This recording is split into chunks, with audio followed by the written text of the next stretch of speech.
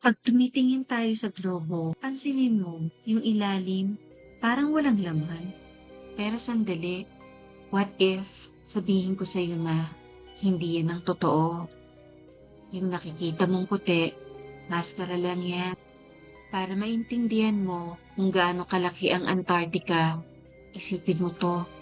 Kaya nitong takpan ang buong United States at Mexico ng sabay. Grabe, di ba? At sa ibabaw nito, sobrang harsh ng environment. Pinakamalamig, pinakamahangin, pinakatuyong disyerto sa mundo.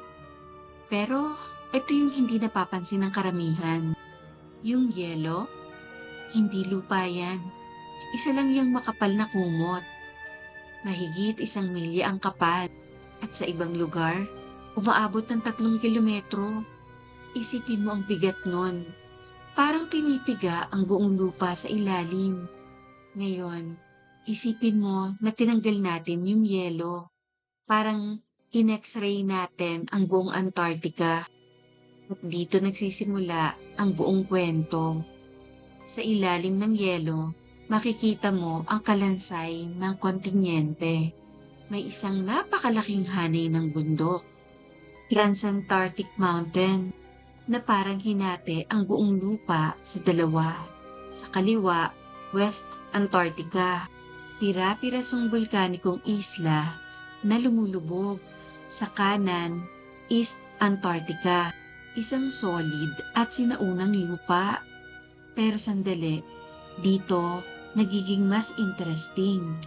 Sa loob ng East Antarctica may nakatagong bundok, ang Gamburtsev Mountains. Hindi mo sila makikita kasi natatakpan sila ng 600 metrong yelo. Pero ang taas nila parang Alps sa Europe. Umaabot ng 2,700 metro. At eto ang pinaka-mind-blowing. Walang taong nakakatapak doon. Ginagamit lang ng mga scientist ang eroplano at radio waves.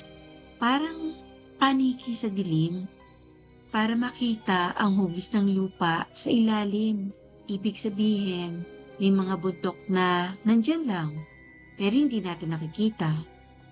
Pero hindi pa tapos. Kung gusto mo makita ang pinaka-extreme, kailangan tignan mo pa ang baba.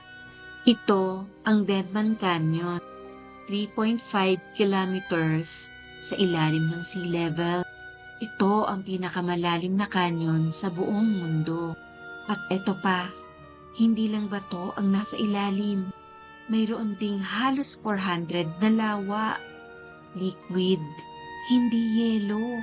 Ang pinakamalaki ay yung Lake Vostok. Nasa 4 na kilometro sa ilalim ng yelo. Mas marami itong tubig kaysa sa Lake Michigan. Isipin mo yun, tubig na hindi nahawakan ng hangin sa loob ng 15 million years. Pero sandali, ito yung part na hindi mo i-expect. Sa gitna ng nagyayelong mundo, may init. Kilala rin natin si Mount Erebus, isang aktibong bulkan. May kumukulong magma sa tuktok habang nagyayelo ang paligid. At dahil sa init nito, may mga ice caves na sapat ang init para mag-t-shirt ka lang pag nandun ka. So isipin mo to, sa ilalim ng Antarctica, may bundok, may canyon, may lawa, at may bulkan. Kaya hindi ito walang laman. Isa itong buhay na mundo na nakatago lang sa ilalim ng yelo. Tignan mo ang Antarctica ngayon. Puro yelo, tahimik, walang buhay. Pero paano kung sabihin ko sa'yo na hindi ganito ang itsura nito dati? Balikan natin ang 100 million years na nakalipas. Mas mainit ang mundo noon. At ang Antarctica, hindi pa siya isolated. Parte siya ng Gondwana, kasama ang South America at Australia. At dahil dito, may kagubatan, may ilog, may buhay. Oo, may dinosaur pa. Parang tropical world at hindi ito haka-haka. Nakahanap ang mga scientists ng fossil, kahoy, dahon, pollen, lahat preserved. Pero hindi ito biglang nawala.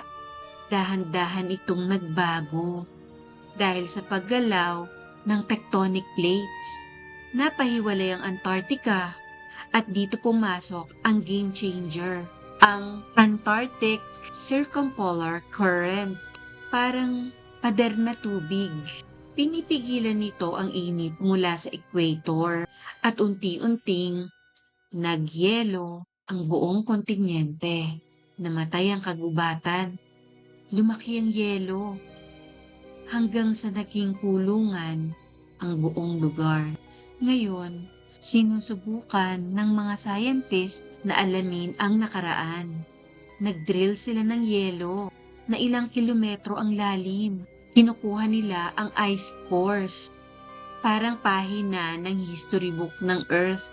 Sa loob dito, may hangin mula sa nakaraan. At dito nila nalalaman ang klima noon. At malinaw ang isang bagay. Hindi bigla ang pagyeyelo. Tumagal ito ng milyong taon.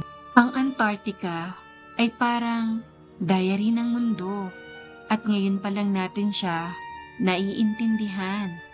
Noong unang panahon, naniniwala ang mga Greek na may lupa sa dulo ng mundo. Pero matagal itong nanatiling misteryo. Hanggang noong 1820, doon pa lang officially nakita. Pero ang totoo, may mga taong nauna na, mga nangangaso ng seal, tahimik silang naglalayag at naghahanap ng kita. Pero hindi sila nagbibigay ng impormasyon dahil pag may nakaalam, mauubos ang resources. Kaya maraming discovery, naging lihim lang. Pagdating ng 1900s, naging laban na ito ng pride kung sino ang unang makakarating sa South Pole. Nanalo si Amundsen dahil natuto siya sa Inuit. Si Scott, hindi na nakabalik. Si Shackleton naman, nawasak ang barko niya. At dito napatunayan na hindi kayang talunin ang Antarctica ng tapang lang. Pagkatapos ng World War II, dumating ang teknolohiya at nagsimula ang agawan ng lupa. Umabot pa nga sa puntong muntik na magkagera. Pero noong 1959, nagkasundo ang mundo sa Antarctic Treaty. Walang military, walang pagmimina. Para lang sa science. Pero may twist. May review sa 2048. Pero alam na nila na sa ilalim ng yelo, may kayamanan.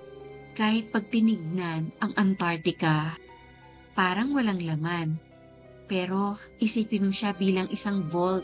Sa loob, may mga resources na gustong makuha ng mundo at natuklasang 511 billion barrels ng oil ang nasa ilalim nito.